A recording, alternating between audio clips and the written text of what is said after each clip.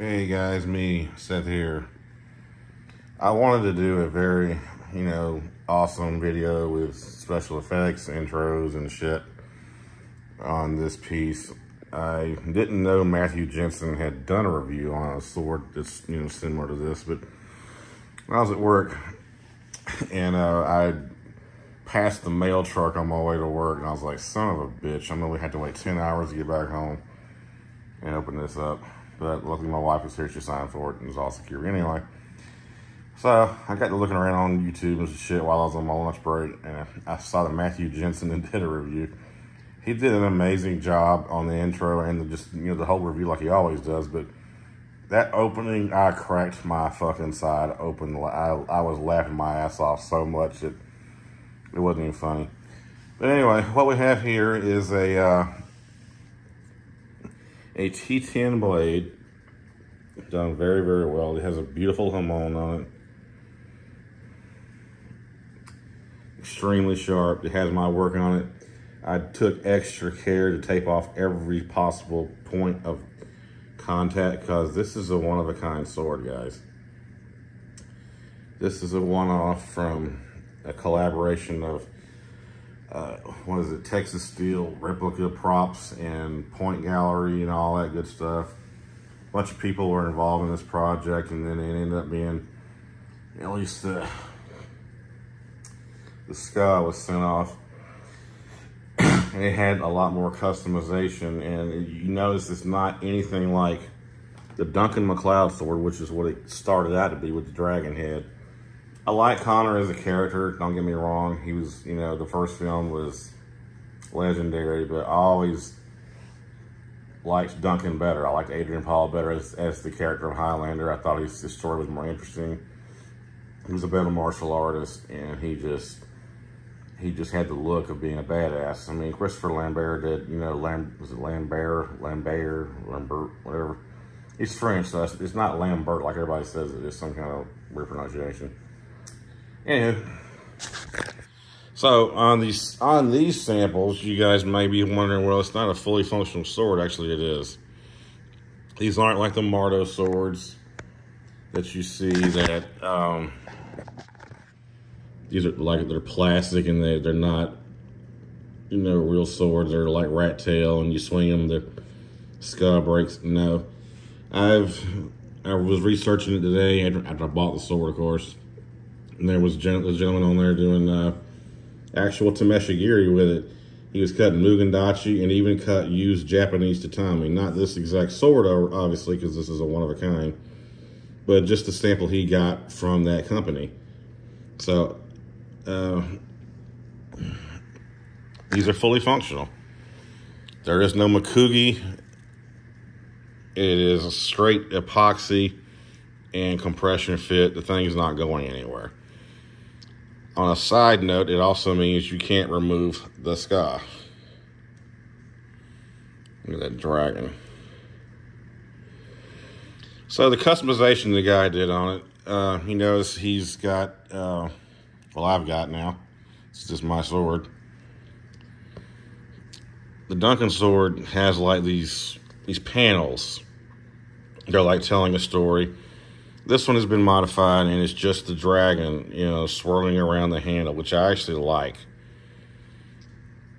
And it's like I said, it's one of a kind. It's a one-off. You can't go on Amazon and click on add to cart and buy this sword. You can't do it. It is a one-off, and even if the guy does another one, it won't be exactly like this one. He probably would never do it again anyway. Anyway, he did extra work on the sky, carved out some more stuff, added the wings and shit, the claws, just a lot of detail. And you might be thinking that the way it looks is uncomfortable. It's actually very, very comfortable and grippy. I thought it might be slippery. It's not at all. I did some light, swings with it, for lack of a better term. Just kesagiri, a couple of suheis, just to see how it felt, just see how the sword reacted and handled. And See if anything came loose or it went flying or anything like that. No, good to go. The Suba is also unique. He threw on a dragon Suba. I know dragons are kind of overplayed on katana, but it fits it fits the theme of the sword. So there you go.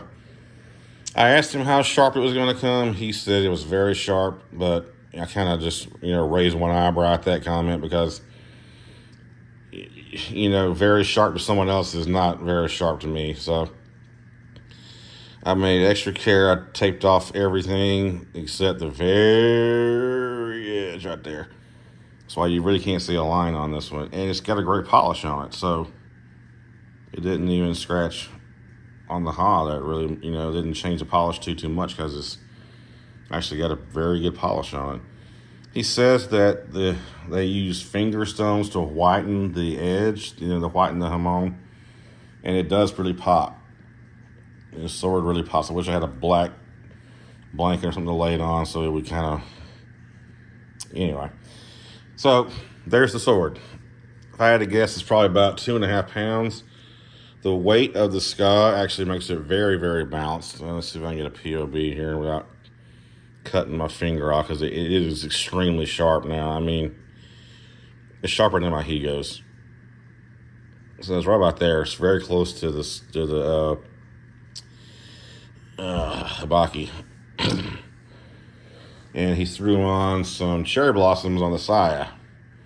I kind of wish if he was going to do that, did it on both sides, but yeah, it's pretty cool. And high quality Sageo. I don't like Shidomis, but hey, it kind of glows, it kind of flows with the sword.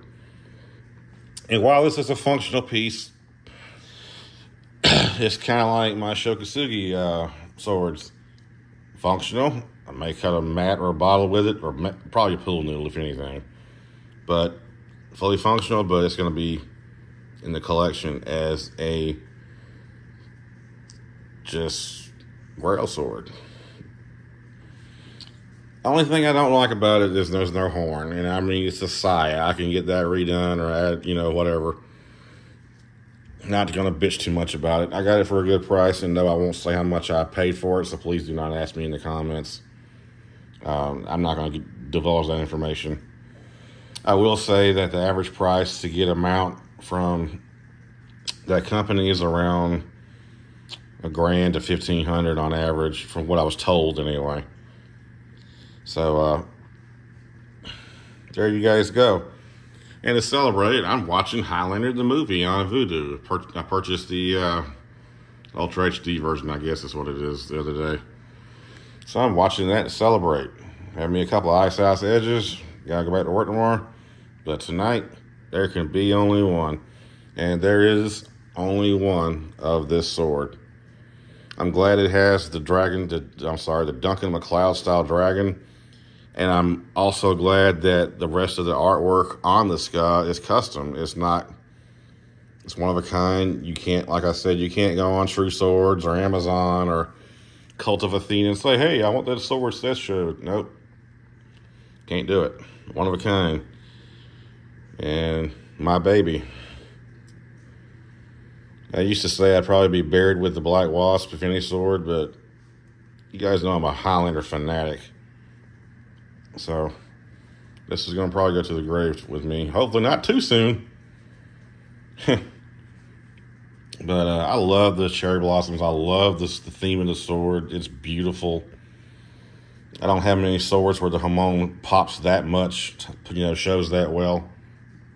And this is crappy light I'm in, It's dark outside. I got my overhead light on. So, with that being said, guys, you guys have a great one. We will see you next time. And don't lose your head. And in the end, there can be only one. Peace, and we will see you next time.